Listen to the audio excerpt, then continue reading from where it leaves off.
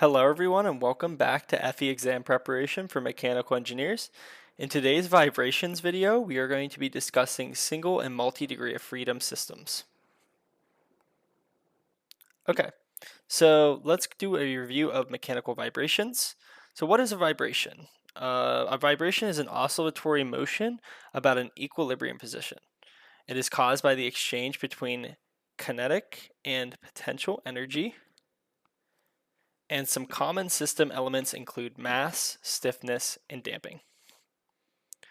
So most of your problems, which I'm sure you've seen in your engineering classes, will consist of a mass and a damper attached to,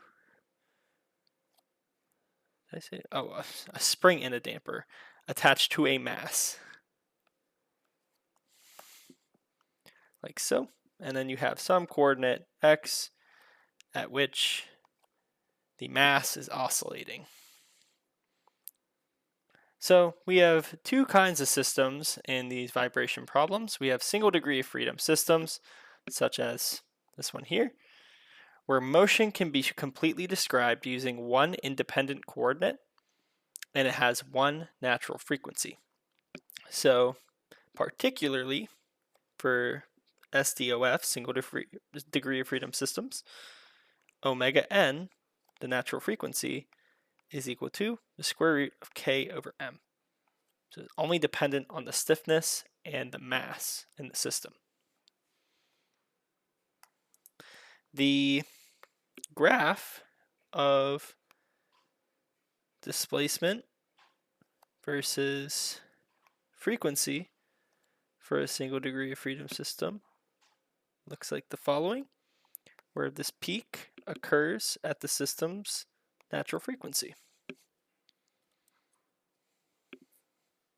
For a multiple degree of freedom system, we require two or more independent coordinates to describe the motion, has multiple masses connected by springs, and has multiple natural frequencies and mode shapes. So, an example system would be the following. Could have dampers here, but for simplicity purposes, we will use just springs, and we need two coordinates in order to describe the motion of mass 1 and mass 2. The graph of the response for the x versus omega would look like the following, where we have these two peaks, one corresponding to one natural frequency, another corresponding to a separate natural frequency, and resulting in two different mode shapes. We can cover mode shapes in another video. So by far for this section, for the FE exam, the most important concept is resonance. So this occurs when the forcing frequency approaches a natural frequency, and it's where vibration amplitude becomes extremely large, and we can use damping to lower the amplitude of that vibration or even shift the natural frequency outside of the operating range. So we could move these peaks here this way or this way, depending on which omega we are operating at. Okay. So let's jump into a practice problem where we have a 20 kilogram machine that is mounted on a spring with stiffness K is equal to 5,000 newtons per meter. We are told we can neglect damping, and we can determine the following: the natural frequency of the system in radians per second and the natural frequency in hertz.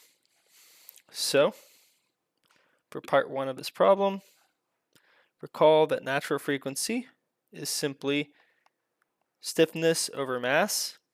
We are only given one mass, so we can 100% assume that this is a single degree of freedom system.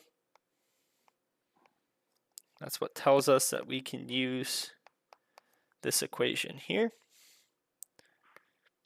And just doing a simple plug and chug we know that omega n is equal to the square root of 5,000, oh, that's 500 newtons per meter over 20 kilograms, and that is equal to 15.81 radians per second.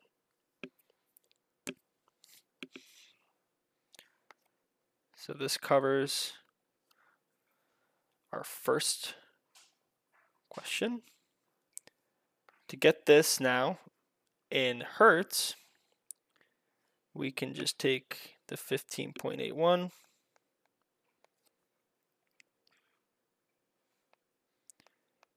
and divide it by 2 pi radians, and this will give us 2.52 hertz.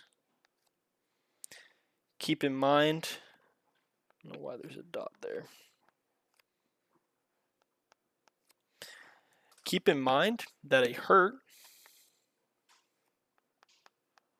is equal to just a 1 over second, right? So all we did there is just get rid of the radians unit, and that gave us our hertz inverse second. Okay, so in the third part of this problem, we are told that the machine is subjected to a forcing frequency omega is equal to 2.5 hertz.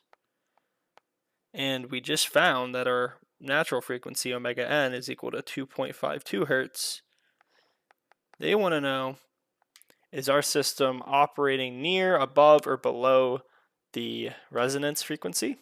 Well, clearly we can see, just based off the numbers, that we are operating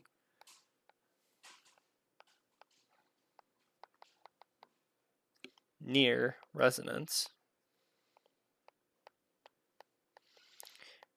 And to illustrate that with a graph, this is omega, this is x, for a single degree of freedom system, looks kind of like this, where this is our peak amplitude, there's our natural frequency, and because it was at 2.52 and we're operating at 2.5, we are quite literally right next to the peak, just a little bit below it. Okay, so let's move on to something a little bit more difficult. This problem, we are asked to determine the equations of motion for the multiple degree of freedom system, shown below. If you can recall from your vibrations course, in general, we can represent this system in the form mx double dot plus cx dot plus kx is equal to 0. And this is for an unforced system.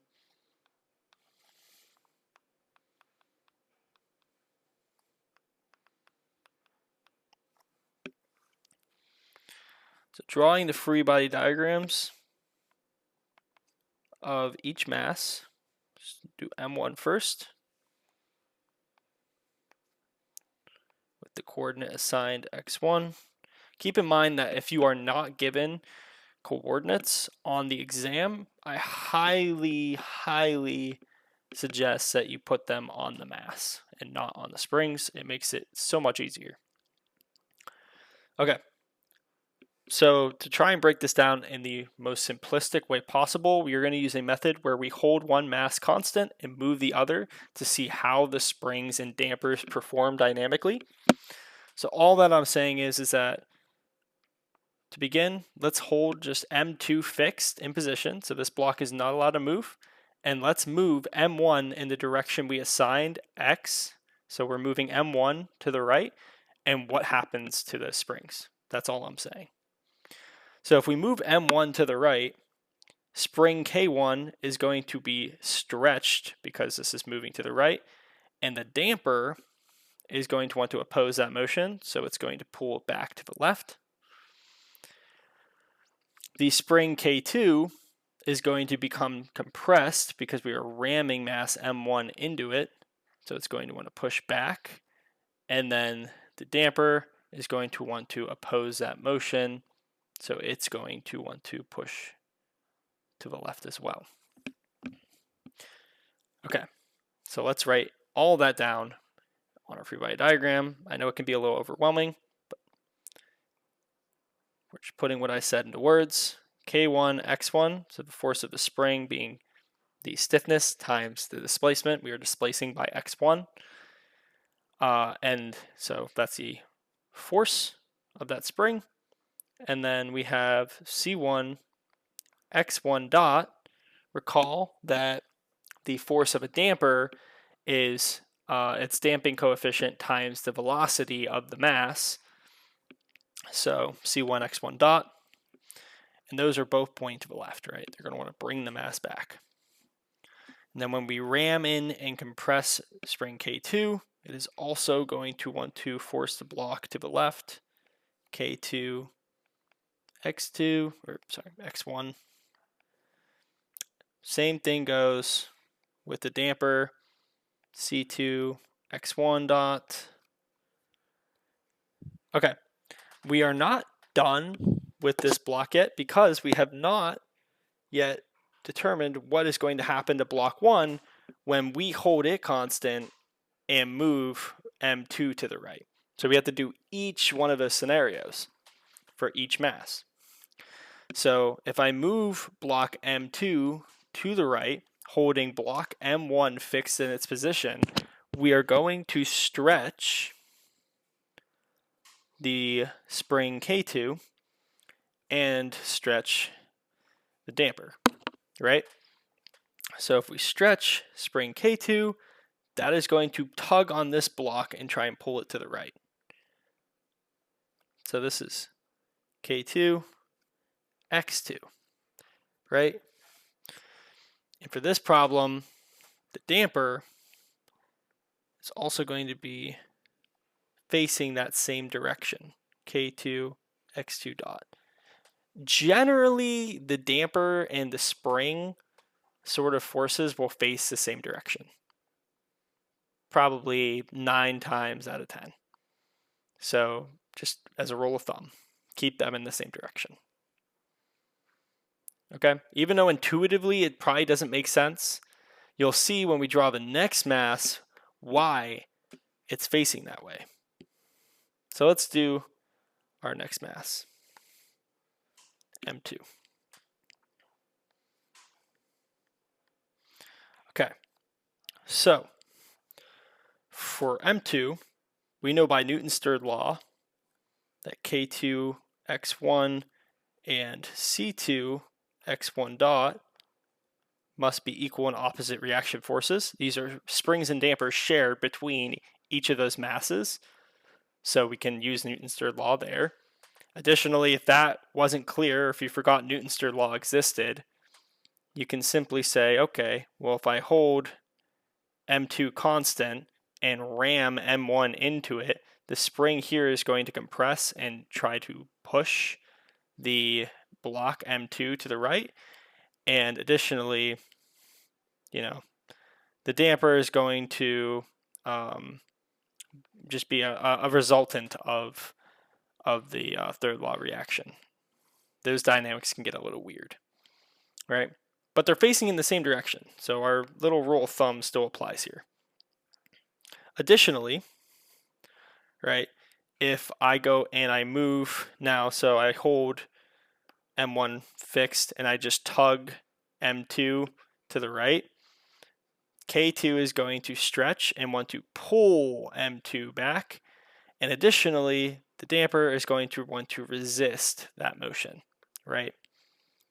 So K2, X2 will push to the left, and C2, X2 dot will restrict that motion. And they are facing the same way, so our rule of thumb still applies, right? So that's sort of the dynamics of what's going on here. Holding these masses constant, moving one, seeing what happens to the springs and how they impact one another. It can be overwhelming at first, but just taking your time and making sure you digest and investigate each and every spring and component on the diagram, you should be fine.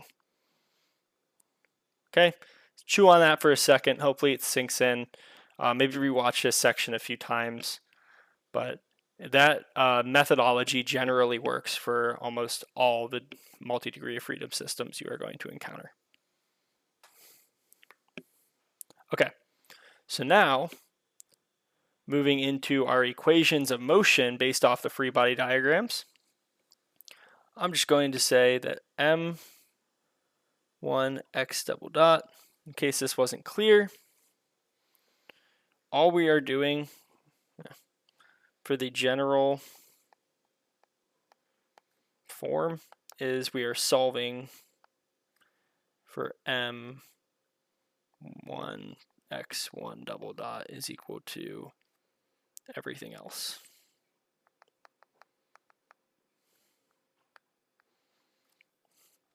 Right? So just put the m1, or the mass, and the acceleration on one side and set it equal to now what you're going to pull off your free body diagram. So that would be negative k1 x1, because we're looking at the first free body diagram, minus c1 x1 dot, minus k2 x1, minus c2 x1 dot, plus k2 x2, plus c2 x2 dot. Okay, great. So now we can go through and group everything based off of stiffnesses and dampings. So we only have one K1, we only have one C1, but we have two K2s and two C2s. Right, so I'm just going to factor things out and rewrite so it's more clear. So this is equal to negative K1 x1 minus C1 x1 dot, okay, plus K2 x2 minus x1 plus C2 times x2 dot minus x1 dot. So this is the equation of motion for M1.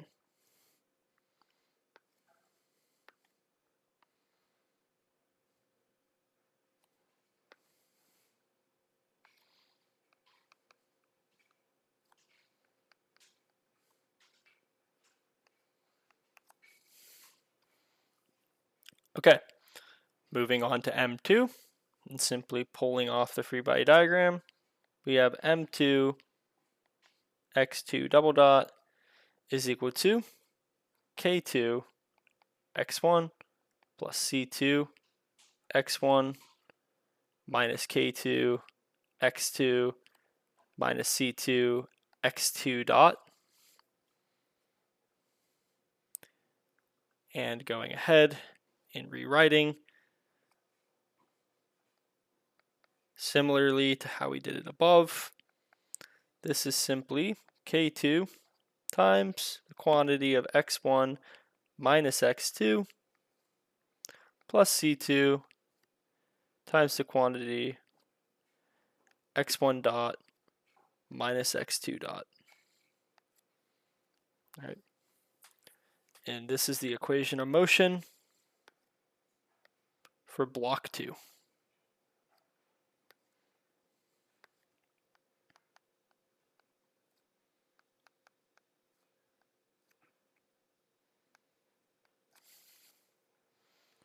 Okay, awesome.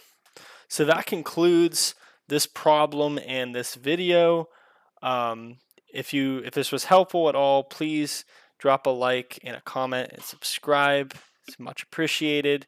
Let us know in the comments what sort of videos you would like to see, or if you'd like to see more multi-degree of freedom, single degree of freedom problems. And we will catch you on the next one.